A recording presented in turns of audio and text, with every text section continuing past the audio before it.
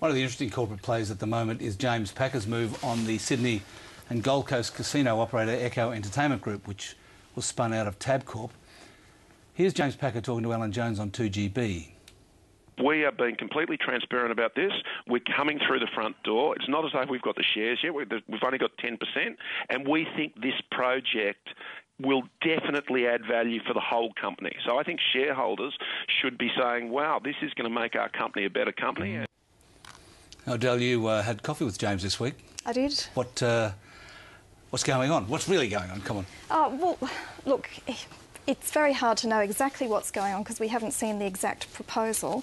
But what we do know is he's taken, a 10% stake in a derivative, so he doesn't actually physically own the 10%. They're doing probity checks, and once that happens, he can go theoretically to 19.9%, and then we'll do the creep.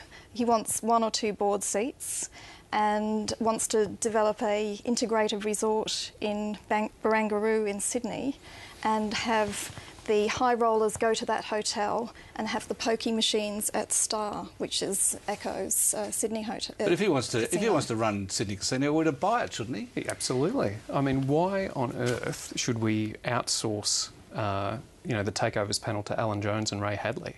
I mean, how do you make that up? Well, he goes on 2GB and announces that there is some sort of synergy for Echo shareholders in this play. It's absolutely ridiculous. I mean, if he wants a second casino in Sydney, he should buy it. He should pay a premium on market. This idea that he would suddenly get 2 board seats with 20... He's a competitor, threatening the monopoly of Echo shareholders. But he doesn't exactly... But they don't compete in the same markets. Oh, they might... Well, we've got a graphic here that explains why he wants it, which shows that all the high roller money is going to Sydney at the moment. They've been really, in terms of VIP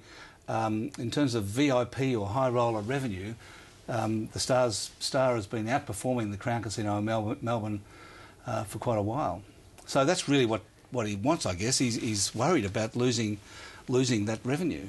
But if he wants it, he can pay Echo minority shareholders a premium for it. That's why we have takeover laws in Australia. And if the board of Echo are what I think them to be, they'll stand up to that and they'll force him to make an on-market bid.